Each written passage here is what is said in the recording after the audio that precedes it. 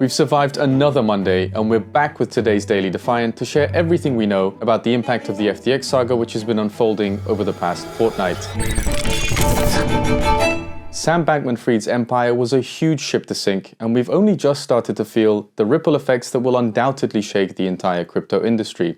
From hedge funds to venture firms, to lenders and startups, to even celebrities and NFT projects, nobody is immune. SBF made an estimated fortune of over $15 billion from his empire. Then in a shocking turn of events which showed SBF's crypto exchange FTX had a backdoor through which it funneled $10 billion in user funds over to his hedge fund, Alameda Research, it became apparent that a big chunk of those assets were actually FTX's own token. Then the house of cards collapsed.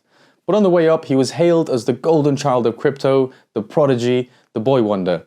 He was able to charm the world and many highly influential individuals, even institutions, threw their trust and money at him. But beyond the high-profile names, let's just for a second highlight the many thousands of users who still have their money trapped in the failed exchange. All it took to be burnt by Sam was trusting the exchange enough to keep your assets there, and unfortunately, that's the position that more than 1 million users are currently in. Among the crypto projects and hedge funds who've made their losses public have been Galois Capital, who said that close to half of their assets were still trapped in the exchange. The Financial Times estimates the amount to be around $100 million. Then you have California-based hedge fund Ikigai Asset Management. They had a large majority of their assets on the defunct crypto exchange FTX, according to the firm's founder. Multicoin Capital and Amber Group said they have roughly 10% of their respective assets still in the exchange, while European asset manager CoinShares said it had an outstanding exposure of over $30 million. Neither influencers nor politicians and VIPs are immune to the fallout. On this front, it's mostly about reputational damage from being associated with SBF and potentially missing out on multi-million-dollar donations in the future, as well as some monetary loss. But on the politician side, SBF was the second largest donor to the Democratic campaign after George Soros, supporting Joe Biden's campaign to the tune of $40 million. It all looked too good to be true, and it was. On the celebrities front, America's living football legend Tom Brady was among the high-profile celebrities who were impacted by the FTX collapse. He and his ex-wife Giselle started a $20 million paid ad for FTX. Along with other celebrities, they reportedly received equity and crypto before depositing their $650 million fortune into the exchange, which has now halted withdrawals.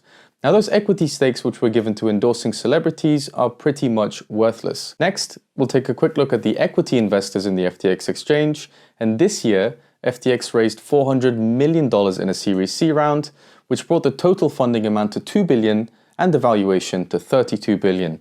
So far, major crypto VCs Sequoia, SoftBank, and Paradigm have reportedly written down their investments to zero. Sequoia invested $150 million, Paradigm invested $290 million, and SoftBank invested $100 million. But other investors with equity stakes in FTX include the Singaporean government-owned investment firm Temasek, Tiger Global, and even the Ontario Teachers' Pension Plan. Also, BlackRock, the world's largest asset manager, and Kevin O'Leary, aka Mr. Wonderful, are on the list as well. BlockFi halted withdrawals, citing significant exposure to FTX, though they later denied rumors that a majority of their assets were custodied at the exchange. And remember at this point that BlockFi and FTX US announced past July that the companies had agreed to a deal wherein FTX US would provide BlockFi with $400 million of a credit facility, which would eventually allow the crypto exchange the right to acquire BlockFi. And what about DeFi projects? Well, it's been a difficult week following SBF's now deleted tweet in which he claimed FTX is fine, assets are fine. And the total DeFi TVL has plummeted by an eye-watering $9.8 billion since the damning CoinDesk report of November 2nd, leading to solvency concerns. And that $9.8 billion loss brings us to the real question, which is, which chains and projects actually lost the most value? Solana appears to be one of the hardest hit within the blockchain ecosystem. Solana had been closely tied with SBF, with his VC arm investing heavily in the chain and some of its projects.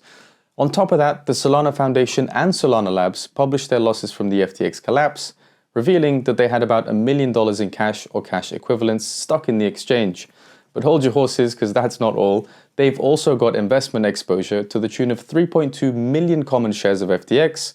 Beyond that, there's also 3 million FTT tokens and 135 million SRM tokens, which are all still stuck on the FTX exchange. CoinDesk reported earlier today that the Solana DeFi had seen almost $700 million in value wiped out following the fallout. Another DeFi protocol which came into the spotlight this week was Ren Protocol, who'd been receiving quarterly funding from Alameda for the past year. Ren said that the protocol is still safe to use, hasn't lost a single penny of user funds, and has maintained that all their assets are backed one-to-one. And then there's lenders, who have loans outstanding with Alameda Research. The Defiant reported that Alameda owes unsecured DeFi lenders about $13 million.